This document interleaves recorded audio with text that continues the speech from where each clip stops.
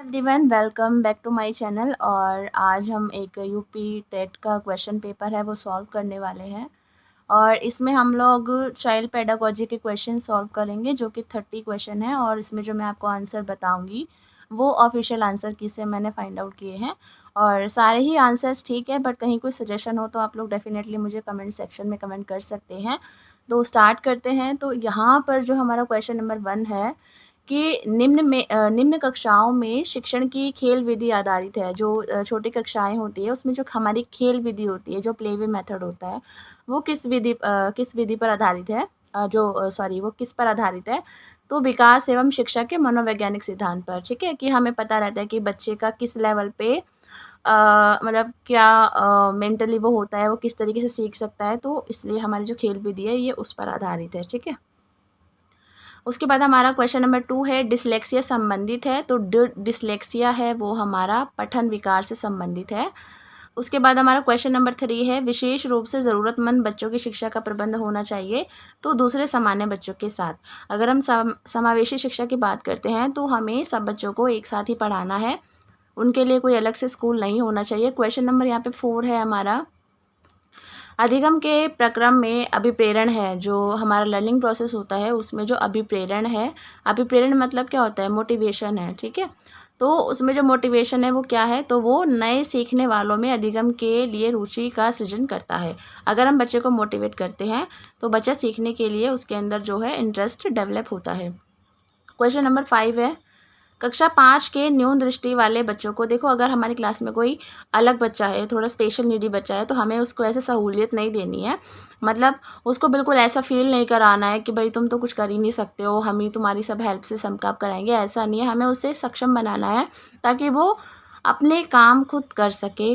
ऐसा नहीं है कि हम उसे हेल्प नहीं करेंगे, बट हमें ऐसा मतलब अगर एक हम आदर्श आंसर चाहते हैं तो हमें बिल्कुल भी ऐसा नहीं करना और ऐसा करना भी नहीं चाहिए। तो उसके हिसाब से तो हमारा जो आंसर है वो सी इज़ करेक्ट है कि हमें उनके साथ सामान्य बर्ताव करना चाहिए। आई नो कि वो अलग है और हम सब जानते हैं, बट हमें इंक्लूसिव एजुकेशन की बात होती है तो हमें उनके साथ समान व्यवहार करना चाहिए। उन्हें बिल्कुल भी ऐसा दिखाना नहीं चाहिए कि भाई तुम तो अलग ही हो बिल्कुल। ठीक है? तो ये इसका आंसर है। क्वेश्चन नंबर 6 है, खांसी बहुत हो रखी है इस टाइम पे। श्यामपट्ट जो है, देखो जिसे हम देख सकते हैं तो वो दृश्य साधन आ जाएगा। क्वेश्चन नंबर 7 है,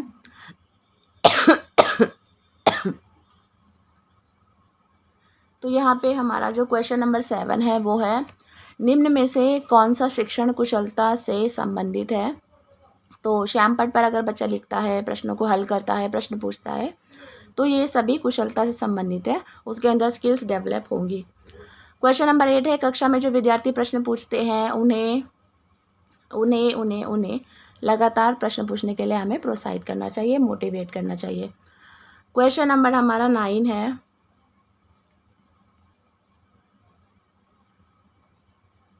क्वेश्चन नंबर 9 है हमारा, शिक्षा के किंडरगार्टन पद्धति का प्रतिपादन किया था। तो किंडरगार्टन पद्धति किसने दी थी? हमारी ये दी थी फ्रोबेल ने।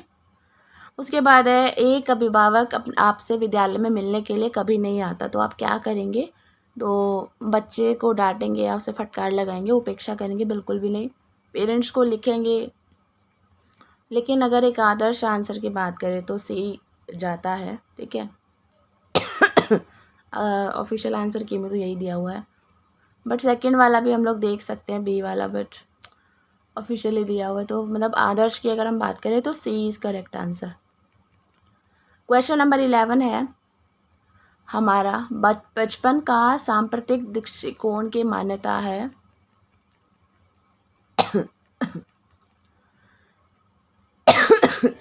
सॉरी, बहुत खांसी हो रखी है। बचपन का सांप्रतिक दृष्टिकोण की मान्यता है, बहुत से तरीके से बच्चे जो है प्राप्त वयस्कों के बराबर हो जाते हैं। बच्चों को युवा प्राप्त वयस्कों के रूप में अच्छा माना जाता है। बचपन आधारित रूप से प्रतीक्षा अवधि है, या फिर बचपन वृद्धि एवं परिवर्तन की एक अनूठी अवधि है। तो इसका जो आंसर है वो है डी।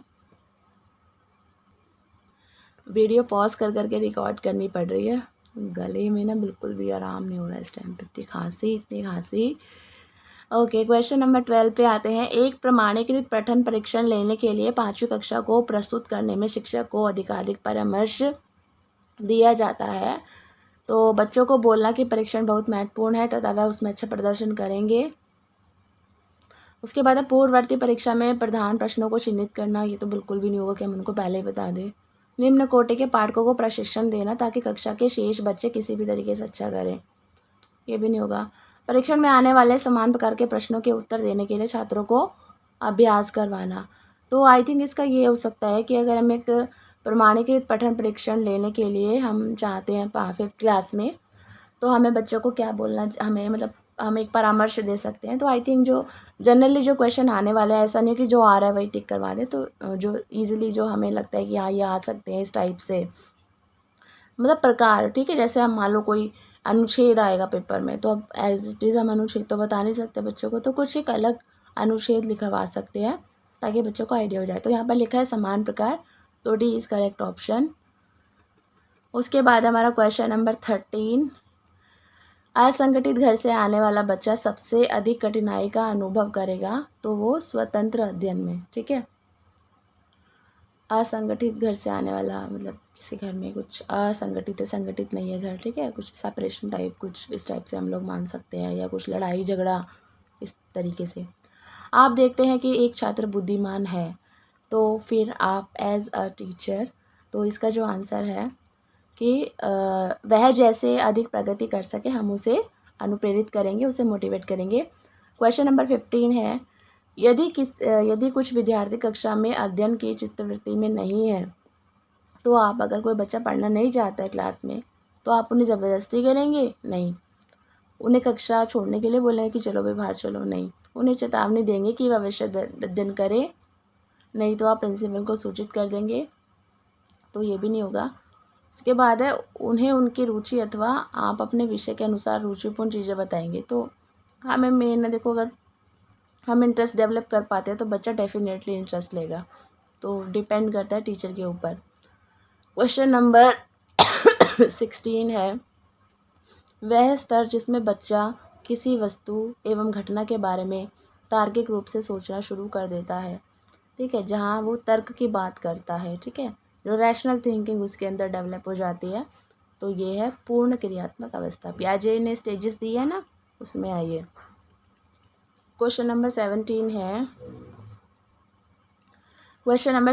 है, जो बच्चे का जो बौद्धिक विकास है वो 4 स्तरों पर किसने दिया है, वो है पियाजे के द्वारा, सबको पता ही होगा। और यहाँ जो स्टेजेस की बात हो रही है, ये भी पियाजे, ये जो 4 स्टेजेस है ये पियाजे के द्वारा दी गई है। क्वेश्चन नंबर 18 है हमारा, अल्पवयस्क बच्चों के अधिगम में अभिभावकों की भूमिका होती है, तो संवेदात्मक, ठीक है। जो अल्पवयस्क अभी जो छोटे बच्चे हैं बिल्कुल, उनमें पेरेंट्स की भूमिका होनी चाहिए संवेदात्मक, मतलब उनको समझे, थोड़ा सा इमोशनली कनेक्टेड हो उनसे। बच्चों के संज्ञानात्मक विकास के सबसे अच्छे तरीके कहाँ परिभाषित किया जा सकता है कि बच्चे का संज्ञानात्मक विकास है, तो हम उसे सबसे ज़्यादा उसमें कहाँ पे मतलब परिभाषित कर सकते हैं या जांच सकते हैं। तो इसका जो आंसर है वो है बी, विद्यालय एवं कक्षा में, ठीक है। उसके बाद है 20 क्वेश्चन, डैश को अनुप्रेरित शिक्षण के एक संकेत के रूप में विवेचित किया जाता है, तो कौन सा है? अगर अनुप्रेरित शिक्षण है, कक्षा में अधिकतम उपस्थिति, शिक्षक द्वारा दिया गया उपचारात्मक कार्य, विद्यार्थी द्वारा प्रश्न पूछना, या कक्षा में पूर्ण निरस्ता। अगर बच्चा क्वेश्चन पूछ रहा है आपकी क्लास में, तो इसका मतलब आपका एक अनुप्रेरित शिक्षण है, बहुत मोटिवेटिंग आप टीचिंग करते हैं। अब ज़्यादा बच्चे आ रहे हैं और आप पढ़ा ठीक से नहीं रहे, तो इसका मतलब ये थोड़ी है कि आप बहुत अच्छे पढ़ाते हैं। तो इसलिए अगर क्लास में आपके बच्चे प्रश्न पूछ रहे हैं, इट मीन्स उनको समझ आ रहा है, और समझ आ रहा है तो आप एक अच्छी टीचर हैं और आपकी टीचिंग स्ट्रैटेजी भी अच्छी है। क्वेश्चन नंबर 21 है, कक्षा में विद्यार्थियों की रुचि बनाए रखने के लिए एक शिक्षक को उचित है। अगर आप विद्यार्थियों में रुचि बनाए रखना चाहते हैं तो ये सारे ऑप्शन करेक्ट हैं, बट अगर हम जनरली देखते हैं तो प्रश्न पूछना, क्योंकि इसमें इन्वॉल्वमेंट होती है बच्चे की, इनमें भी इन्वॉल्वमेंट होती है, बट एक रट लीजिए क्वेश्चन, मतलब इसका जो आंसर है प्रश्न पूछना। अगर प्रश्न पूछना नहीं होता तो आप लोग चर्चा करने लगाते। विद्यार्थियों को विद्यालय में खोलना क्यों उचित, खेलना, स्पेलिंग मिस्टेक है, खेलना क्यों उचित है? बच्चा स्कूल में खेलेगा तो क्यों उचित है? तो उसमें बच्चे में सहयोग एवं संतुलन का विकास होगा। सीखेगा बच्चा लीडरशिप क्वालिटी, कैसे एक दूसरे को कोऑपरेट किया जाता है, ये सब। परिवार एक साधन है, तो परिवार कैसा साधन है? एक अनौपचारिक शिक्षा का, ठीक है, इनफॉर्मल एजुकेशन। क्वेश्चन नंबर 24 है, एक शिक्षक विद्यार्थियों में सामाजिक मूल्यों को विकसित कर सकता है। एक टीचर है, बच्चों में जो सोशल वैल्यूज़ है उनको कैसे डेवलप कर सकता है? तो आदर्श, ठीक है। अगर हम खुद रोल मॉडल अपने आप को प्रेजेंट करेंगे तो बच्चे के अंदर वो चीज़ें खुद ब खुद जाएगी। एक शिक्षक के लिए सबसे महत्वपूर्ण क्या है? तो विद्यार्थियों की कठिनाइयों को दूर करना, ठीक है। सबसे इम्पोर्टेंट यही होता है टीचर के लिए, ठीक है। मतलब अगर हम विद्यार्थियों की कठिनाइयों को दूर नहीं कर रहे हैं तो हम फिर बाकी चीज़ें भी अच्छी कर ले तो भी हम अच्छे टीचर नहीं हैं। उसके बाद है हमारा क्वेश्चन नंबर 26। क्वेश्चन नंबर 26 है हमारा, आप एक अति सक्रिय बालक को जो मतलब बहुत ज़्यादा एग्रेसिव होता है, हाइपर एक्टिव सॉरी, तो उसको सही दिशा में कैसे लेकर आएंगे? तो उसमें है कि उसे पहली पंक्ति में बिठाएंगे तथा उस पर कड़ी नज़र रखेंगे। उसे कक्षा में कोने में बैठने के लिए बोलेंगे। उसे श्याम पट आदि साफ करने का काम देंगे। तो जब भी आपकी क्लास में कुछ ऐसा बच्चा है जो हाइपर एक्टिव है तो हम उसको कुछ एक्स्ट्रा काम देके उसकी जो एनर्जी को सही दिशा में लगा सकते हैं। क्वेश्चन नंबर 27 है, पृथक पृथक समझातीय समूह के व्यक्तियों के प्रति बच्चों की अभिवृत्ति साधारणतः आधारित होती है। तो इसका आंसर है ए, उनके पेरेंट्स की चित्तवृत्ति पर, ठीक है, जैसा उनका पेरेंट्स सोचते हैं वैसे ही। क्वेश्चन नंबर 28 है, आपको अपनी कक्षा में 2 मंदबुद्धि बच्चों को बैठाने के लिए बोला गया है, तो फिर आप उन्हें अपने विद्यार्थी के रूप में ग्रहण करने से इनकार कर देंगे? बिल्कुल भी नहीं। प्रधानाध्यापकों ने किसी और कक्षा में? बिल्कुल भी नहीं। ऐसे विद्यार्थियों को सिखाने की तकनीक सीखेंगे कि आप उन्हें कैसे पढ़ा सकते हैं, ठीक है। इंक्लूसिव एजुकेशन की बात हो रही है तो आप ऐसे नहीं कर सकते हैं। क्वेश्चन नंबर 29 है, एक शिक्षक को साधन संपन्न होना चाहिए। इसका मतलब है कि उसको अपने विद्यार्थियों की समस्याओं को हल करने का पर्याप्त ज्ञान होना चाहिए। तो C is correct option. Question number 30 और लास्ट क्वेश्चन है हमारा, बच्चों में संवेगात्मक समायोजन प्रभावी होता है।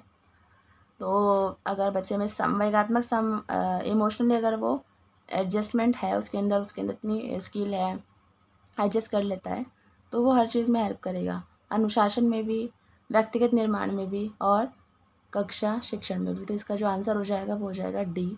तो ये हमारे 30 क्वेश्चंस थे। होप आपके लिए हेल्पफुल रहे।